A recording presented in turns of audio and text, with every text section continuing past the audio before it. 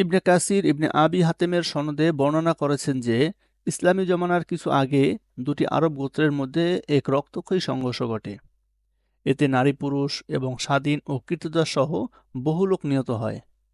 তাদের পরস্পরের মধ্যে এই বিষয়টি নিষ্পত্তি হওয়ার আগেই ইসলামী জমানা শুরু হয়ে যায় এবং এই দুটি গোত্রই ইসলাম গ্রহণ করে। ইসলাম গ্রহণ করার পর উভয় গোত্রের লোকেরা স্ব গোত্রের নিহত ব্যক্তিদের কিসাস গ্রহণ করার ব্যাপারে আলাপ আলোচনা শুরু করে।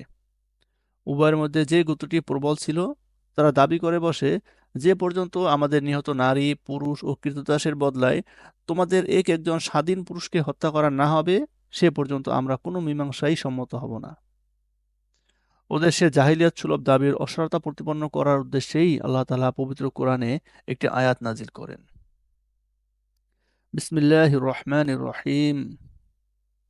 يا أيها الذين آمنوا كتب عليكم القصاص في القتلى الحر بالحر والعبد بالعبد والأنثى بالأنثى فمن عفي له من أخيه شيء فاتبع بالمعروف وأداء إليه بإحسان ذلك تخفيف من ربكم ورحمة فمن اعتدى بعد ذلك فله عذاب أليم।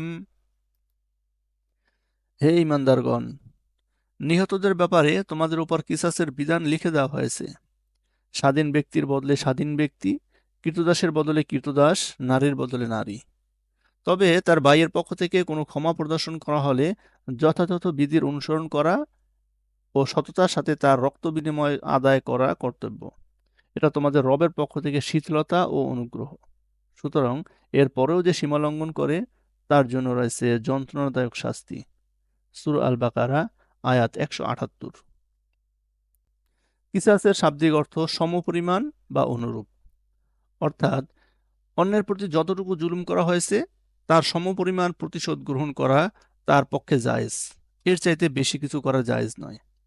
এই আয়াতে আদেশ করা হয়েছে কোনো ব্যক্তিকে যদি ইচ্ছাকৃতভাবে বা অন্যায়ভাবে হত্যা করা হয় এবং হত্যাকারীর অপরাধ প্রমাণিত হয় তবে নিহতের ওয়ারিশের এই অধিকার থাকে যে সে হত্যাকারী থেকে কিসাস গ্রহণের দাবি তুলবে। জাহেলিয়াতের যুগে কোনো আইন কানুন ছিল না, তাই সবল গোত্রগুলো দুর্বল গোত্রগুলোর উপর যেভাবে চাইতো জুলুম অত্যাচার করত। তাদের জুলুমের একটি প্রকার এরকম ছিল যে যদি সবল গোত্রের কোনো পুরুষকে হত্যা করা হতো তাহলে তারা কেবল হত্যাকারীকেই হত্যা করার পরিবর্তে তার পরিবারের কয়েকজনকে, এমনকি কখনো কখনো পুরো গোত্রকেই বিনাশ করার চেষ্টা করত এবং মহিলার পরিবর্তে পুরুষকে এবং কৃতদাসের পরিবর্তে স্বাধীন ব্যক্তিকে হত্যা করত। মহান আল্লাহ এই ভেদাভেদের উচ্ছেদ করে বলেন, যে হত্যা করবে কিসাসে অর্থাৎ প্রতিশোধ গ্রহণে কেবল তাকেই হত্যা করা হবে। হত্যাকারী স্বাধীন ব্যক্তি হলে সেই স্বাধীন ব্যক্তিকেই, কৃতদাস হলে ওই কৃতদাসকেই এবং মহিলা হলে ওই মহিলাকেই হত্যা করা হবে। কৃতদাসের পরিবর্তে স্বাধীন ব্যক্তিকে, মহিলার পরিবর্তে পুরুষকে অথবা একজন পুরুষের পরিবর্তে কয়েকজনকে হত্যা করা যাবে না। তাই আল্লাহর বিধানে স্পষ্ট করে বলা হয়েছে যে কিসাসে হত্যাকারীকেই হত্যা করা হবে, তবে সে পুরুষ হোক অথবা মহিলা, সবল হোক কিংবা দুর্বল। হাদিসে এসেছে সমস্ত মুসলিমের রক্ত সমান। আবু দাউদ শরীফ 2751।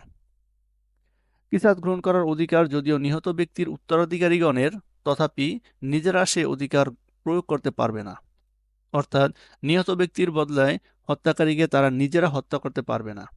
এই অধিকার আদায় করার জন্য শাসন কর্তৃপক্ষের সাহায্য গ্রহণ করতে হবে, কেননা কোন অবস্থায় কিসাস ওয়াজিব হয় এবং কোন অবস্থায় হয় না সে সম্পর্কে অনেক সূক্ষ্ম দিকও রয়েছে যা সবার পক্ষে নির্ধারণ করা সম্ভব নয়। তাছাড়া নিহত ব্যক্তির উত্তরাধিকারীরা রাগের মাথায় বাড়াবাড়িও করে ফেলতে পারে। এজন্য আলেম ও ফিকহবিদদের সর্বসম্মত অভিমত অনুসারে কিসাসের হক আদায় করার জন্য ইসলামী আদালতের শরণাপন্ন হতে হবে। আল্লাহ আমাদেরকে সঠিক বুঝ দান করুক। আল্লাহর আদেশ এবং নিষেধ পালন করার মাধ্যমে আমাদেরকে সত্যিকার মুত্তাকি হওয়ার তৌফিক দান করুক। আমিন। আসসালামু আলাইকুম ওয়া রাহমাতুল্লাহ।